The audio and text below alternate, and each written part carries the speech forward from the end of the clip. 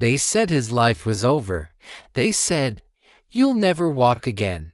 They said, "Be realistic." But nobody told his dreams to stop breathing. This is not a story about disability. This is a story about ability. Ian was an ordinary boy from a small town. He didn't have rich parents. He didn't have powerful connections. But he had something rare. Dreams bigger than fear. He loved running. Running in the streets. Running in school races. Running toward his future. Every morning, he woke up early, tied his worn-out shoes, and ran while the city was still asleep. People laughed. People laughed. "Why do you run so much? Do you think you'll become famous?" Ian smiled and said nothing, because some dreams are too sacred to explain. One rainy evening, Ian was riding his bicycle home. A speeding truck, a loud crash, darkness. When he opened his eyes, he was in a hospital bed. Machines were beeping. His mother was crying. His father's hands were shaking. The doctor said words that shattered the room. "His spinal cord is damaged. He may never walk again." The world stopped. Ian looked at his legs. They were there, but they felt like they didn't belong to him anymore. That night, he didn't cry. He stared at the ceiling, asking one question: why me? Physical pain heals, but mental pain, it eats you alive. Friends stopped visiting. Classmates moved on. Life continued without him.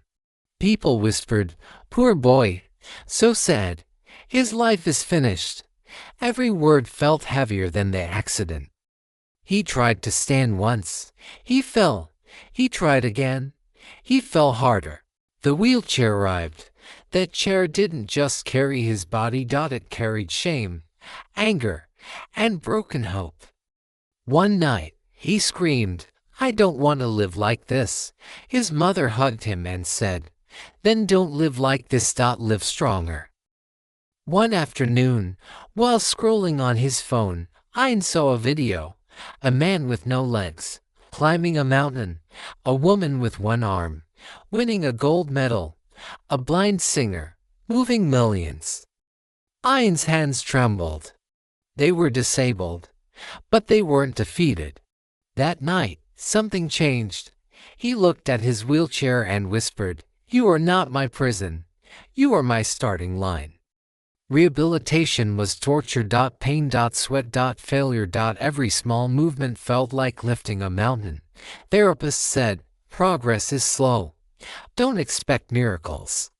But Ian didn't want miracles. He wanted results. He trained his upper body until his arms burned. He fell in front of people. He embarrassed himself. But he didn't quit. Because quitting would hurt more than pain.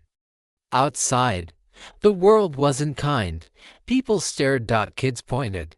Adults avoided eye contact. But Ian realized something important. People fear what reminds them of weakness.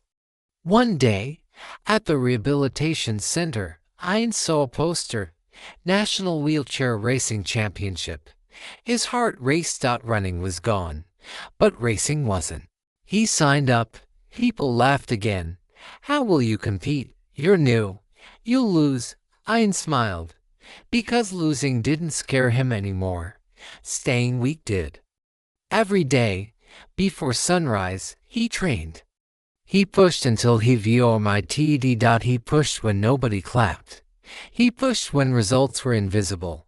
While others slept, he trained. While others doubted, he believed.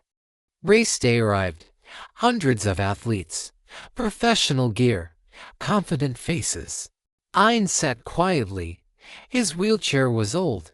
His gloves were cheap. His heart was ready. The whistle blew. He pushed. Arms flying. Heart pounding. Pain screaming. One by one, others passed him. But he didn't stop. He remembered the hospital bed, the whispers, the nights of pain. He crossed the finish line. Last place. No medal. No applause. But something incredible happened. He smiled. Because he finished. He trained harder, stronger chair, better technique, sharper focus. Race after race, last became middle. Middle became podium.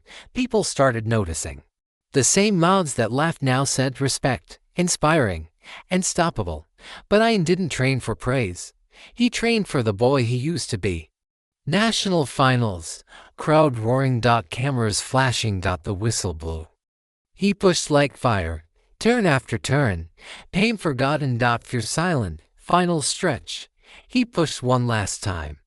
First place, gold medal. Tears fell not because he won, but because he proved something.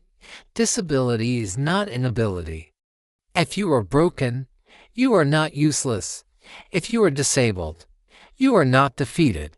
If life took something from you, it left something stronger behind.